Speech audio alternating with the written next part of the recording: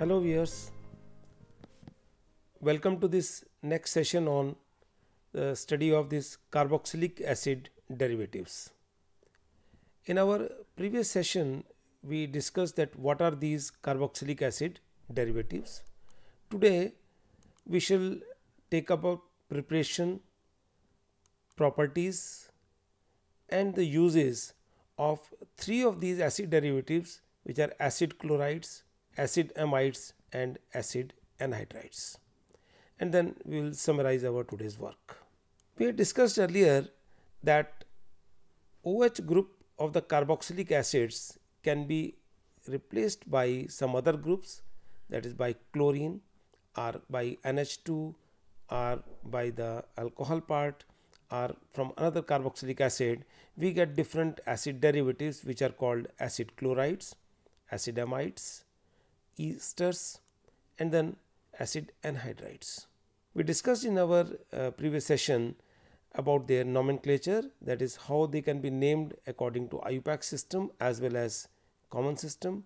We discussed their physical properties and we also discussed that these groups can be displaced and all these compounds undergo a class of reaction which is called as nucleophilic acyl substitution, and based on that we compared that which of these is most reactive and which is least reactive, and we had found that acid chlorides are the most reactive whereas acid amides are least reactive, and acid chlorides can be used for the preparation of all other classes of these acid derivatives. So, today we are going to take the methods for the preparation and their important reactions one by one. First, let us take acid chlorides. Acid chlorides are obtained from carboxylic acids and the OH of the acid can be replaced using thionyl chloride, phosphorus trichloride or phosphorus pentachloride. When thionyl chloride is used, then sulfur dioxide and HCl, these are obtained as the product and both are gases. So, this is considered as the best method for the preparation of acid chlorides because in this no other side product is formed. These two products which are obtained as side products are gases and they are lost. So, if we use the calculated amount of acid and thionyl chloride, we will get pure acid chloride, although PCl3 and PCl5 are also commonly used. We will discuss the mechanism of these preparations. When a molecule of carboxylic acid reacts with thionyl chloride, here this oxygen or this oxygen, any of these can act as nucleophile. They attack the sulfur and one of the Cl, this first in the pair of electron goes to this oxygen, and then in the second step when this pair of electron comes back, one of the chlorine is lost. So, basically what has happened, the acid molecule has displaced one chlorine from thionyl chloride, and this oxygen, since it acquires a positive charge, when this Cl minus is leaving, it takes away the H plus from here and we get a chlorosulfite anhydride. Now, this compound is attacked by another chloride. This chloride is one that is already lost from here, or it can be the chloride from the same molecule, that is this chlorine may attack here, as you have studied in SNI type of mechanism. So, chloride attacks here and we get this pair of electron shifting to this oxygen, and when this pair of electron comes back, then CO bond breaks, this is lost as sulfur dioxide.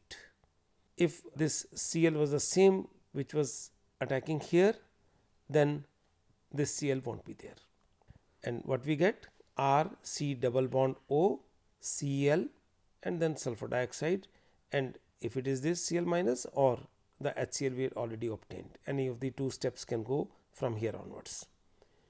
The similar type of mechanism is there when we use PCl5 as the reagent. Here also either this oxygen or this oxygen of the hydroxyl can attack the phosphorus, one of the Cl is lost, this Cl will capture this H, which is causing the positive charge on this oxygen of the acid. We get this intermediate. Here this HCl that was formed here may even protonate this oxygen, means HCl is not lost, H plus is there. So, from this step or this step, Cl minus will attack on the carbon, and then ultimately this POCl3 is lost. What happens? This, when pair of electron from the oxygen comes back, this CO bond breaks and it forms P double bond O. The steps are exactly identical as it was the case in thionyl chloride. The only difference is that here it was sulfur with 1 double bond oxygen, 2 chlorine, it is phosphorus with 3 chlorine, and then 2 chlorine here, which are lost one by one. In the reaction with PCl3, one of the oxygen of the carboxyl, whether this OH oxygen or this oxygen, acts as a nucleophile, attacks PCl3, displaces one of the Cl minus, and then this Cl minus attacks this carbon, and ultimately it leads to the formation of PCl2OH. When this bond breaks, this CO bond breaks, this oxygen goes with the phosphorus.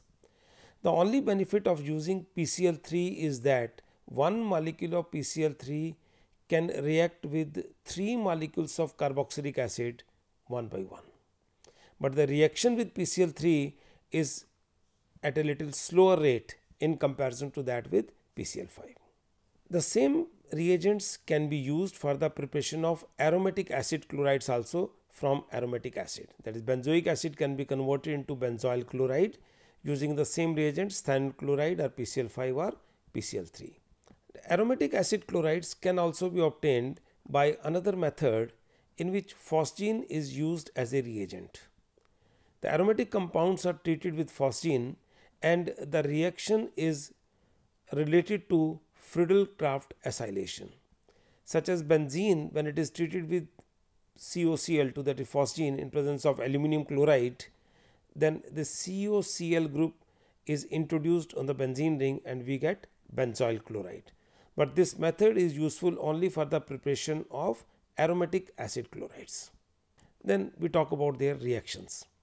I said before that acid derivatives, including these acid chlorides, this group can be displaced by a nucleophile, and we have discussed in our previous session that the best leaving groups are halogens amongst different acid derivatives. So, acid chlorides are very easily displaced by other nucleophiles, and nucleophile gets substituted over here and we get other acid derivatives. One reaction we discussed, hydrolysis of acid chlorides. Water acting as nucleophile can attack this carbon and displaces this Cl ultimately in these two steps. First step, electron pair will go to oxygen, and when this electron pair comes back, the Cl will be lost and this Cl will capture this H from this OH. We will get carboxylic acid. This is the hydrolysis of acid chloride with simple water. This reaction can be catalyzed by an acid or an alkali also. When there is an acid present as catalyst, it will protonate this H plus first, so that this transfer of electrons very fast. The positive charge on this carbon is increased. And if it is an alkaline medium, then hydroxide ion itself is a stronger nucleophile, attacks at a very fast rate on this, and reaction is very fast with the catalyzed by acid or by an alkali. Then these acid chlorides can be converted into esters. They react with alcohols or phenols and esters are formed. Since in this reaction a loss of HCl molecule occurs, obviously we require the presence of some base, and generally pyridine or any other tertiary amine is used as a base for this reaction.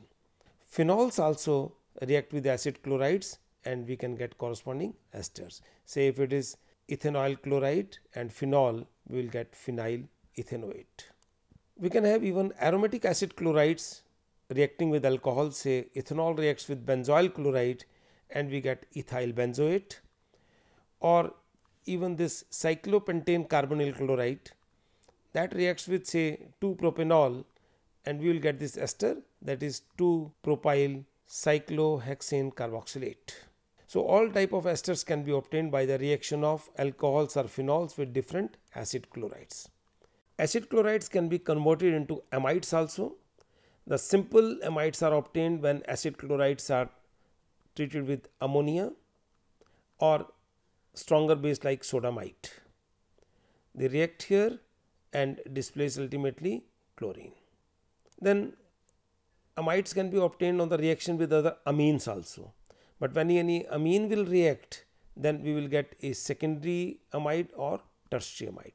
Say if it is a primary amine reacting, that is amine with one alkyl group, then we will end up with a secondary amide.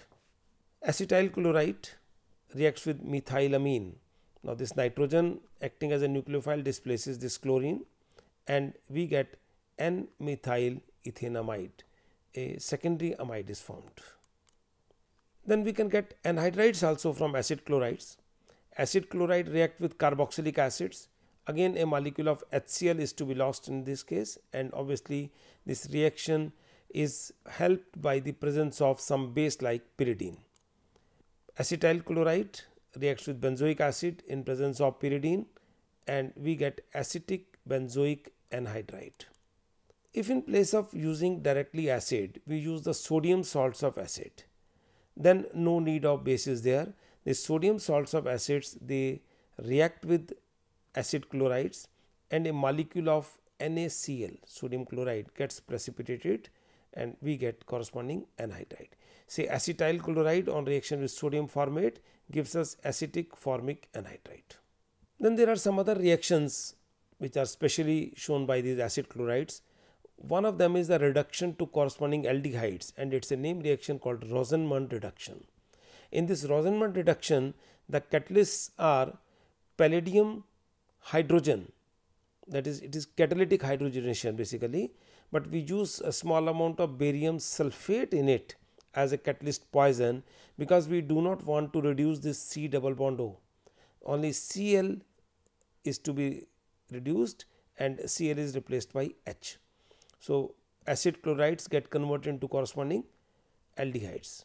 These acid chlorides may be aliphatic as well as aromatic.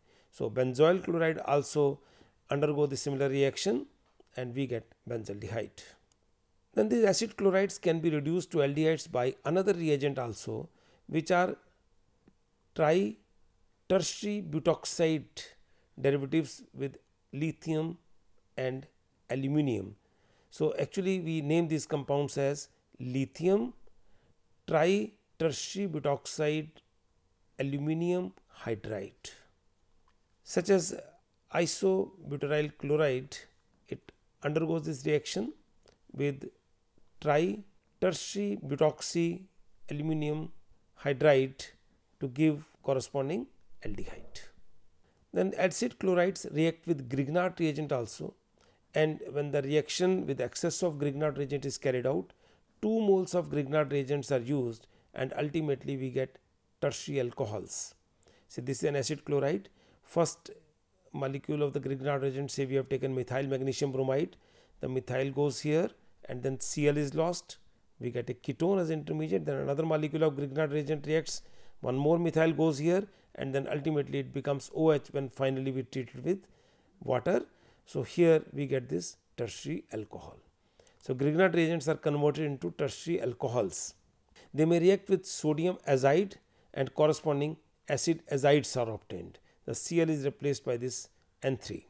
Acid chlorides can be used for the preparation of ketones also, and the benefit of this reaction is that we can get unsymmetrical ketones very easily, means those ketones which have 2 different groups, such as this acid chloride, they are treated with dialkyl cadmium. So we can have this different alkyl group and here a different alkyl group, and one of the alkyl from dialkyl cadmium replaces this chlorine and we get ketone.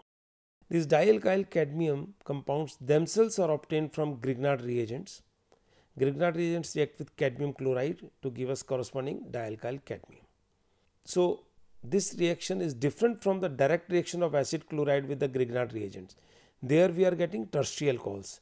Here we are getting ketones, and benefit is we can get unsymmetrical ketones as well as symmetrical ketones. It is our choice that we can have the similar alkyl groups or different alkyl groups. Then acid chlorides can also be converted into ketones on treatment with dialkyl copper lithium compounds. Here also we can have same alkyl group or different alkyl group to give the suitable ketone. We can get aliphatic aromatic ketones or even aromatic ketones by a Friedel-Crafts reaction, where acid chlorides are used as one of the reagents.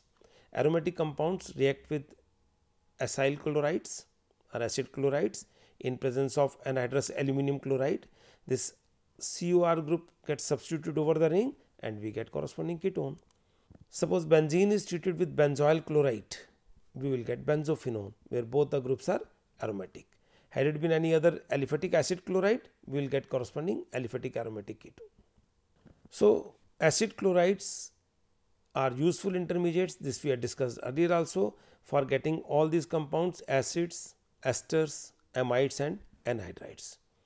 Then uses of acid chlorides. Acid chlorides are used in organic synthesis to introduce acyl group into other compounds also. One use we have seen that we can synthesize all other aromatic compounds. Then we can introduce acyl group in many other aromatic compounds, and these acyl groups are also used as a protecting group in organic synthesis. The most commonly used group is acetyl group that is introduced on treatment with either acetyl chloride or acetic anhydride. Next we move on to acid amides. These acid amides can be prepared directly from carboxylic acids. Carboxylic acids are treated with ammonia. Initially we get ammonium salts of carboxylic acid, we call them as ammonium carboxylate, and these salts on strong heating get converted into amides. They lose the water molecule. We have discussed just before that they can be obtained from acid chlorides also. The acid chlorides, they react with any amine. This can be simple ammonia also in a similar way, that ultimately this Cl is to be lost and we get corresponding amides. If we use some amine, we will get substituted amides. If it is simple ammonia, we will get primary amides. One example is say propanamine. It is treated with ethanol chloride, then we get this N-propyl ethanamide. Then there is another related reaction to it, is called Schotten-Baumann reaction. When both the reactants are aromatic, that is we take an amine that is aromatic such as aniline, and the acid chloride is also of an aromatic acid chloride, say benzoyl chloride, then reaction is carried out in presence of aqueous base like sodium hydroxide, and this benzamide is obtained. This reaction becomes very fast because of the presence of a strong base like sodium hydroxide. Then we can get amides by the ammonolysis of acid anhydrides as well as that of esters. Acid anhydrides get cleaved when treated with ammonia. One of the part goes as amide and another part goes as acid. Similarly, esters, they also react with ammonia to give amides, and this alcohol part is left. Basically, ammonia replaces this alcohol. Then they can be obtained by partial hydrolysis of cyanides. Cyanides are the compounds with having triple bond between carbon and nitrogen, and this CN is partially hydrolyzed to give amides. Complete hydrolysis will ultimately leads to the formation of carboxylic acids. Then reactions of amides. Amides are hydrolyzed. We have discussed earlier that all these acid derivatives can be easily hydrolyzed in acidic medium as well as an alkaline medium to give corresponding acids. So hydrolysis of all amides gives corresponding carboxylic acids. Amides can also react with nitrous acid. You are familiar with one of the reaction of primary amines with nitrous acids. They form diazonium salts, and reaction is called diazotization. It is a similar reaction, but this diazotization of these amides gives an unstable product which immediately loses nitrogen, and we get corresponding carboxylic acids. Then again there is an important reaction of amides which is called as Hofmann bromamide reaction. this reaction involves the conversion of amides into amines with one carbon less than those present in amides. Actually, this CO is lost as carbon dioxide during the reaction, and whatsoever amide we have, we will get the corresponding amine, but having one carbon less than the starting compound. This is the steps involved in this reaction. This amide is treated with bromine in presence of NaOH. In the first step, bromination occurs here. It forms NHBr, and then alkali takes away this Br as Br minus, and simultaneously this alkyl group migrates to this nitrogen, because nitrogen acquires a positive charge when this bromine is polarized, and we get this R from here, then N, and then double bond C, double bond O, isocyanates, and these isocyanates get hydrolyzed to give corresponding carbamic acid, which lose carbon dioxide to form primary amine. So, starting from any amide, we will get a primary amine with one carbon less. Reaction is called Hofmann-Bromamide reaction. Another reaction is dehydration of amides. Amides can be dehydrated on heating with P2O5 or other dehydrating agents like POCl3 to give corresponding cyanides. Then reduction of amides. In amides, this CO group is reduced into CH2. So, again we get primary amines from the primary amides, but here our amine will have the same number of carbon atoms as in the starting amide. And the reducing agents which are generally used are lithium aluminum hydride or sodium in presence of ethanol. If we have any secondary amide here, we will get correspondingly secondary amine here, such as N-methyl ethanamide. When this is reduced, this CO will be reduced into CH2 and we will get a secondary amine, that is methyl ethanamine. Then uses of amides. Amides are less reactive, so they resist hydrolysis and provide structural rigidity, such as in proteins and polyamides like nylon. Another naturally occurring polyamide like silk, these are quite strong fibers. Then lower amides like dimethyl formamide and dimethyl acetamide, they are used in paint removers. They are used as solvent for plastic, resins and gums. Dimethyl formamide is also used for removing the stains of ballpoint ink on clothes. Many drugs such as penicillin have amide bonds in them. Amides are also used in the synthesis of many dyes, adhesives, paper and textile, and they are also used in sewage treatment. Many amides possess insect repellent properties also. So, this is about amides. Next we move on to acid anhydrides.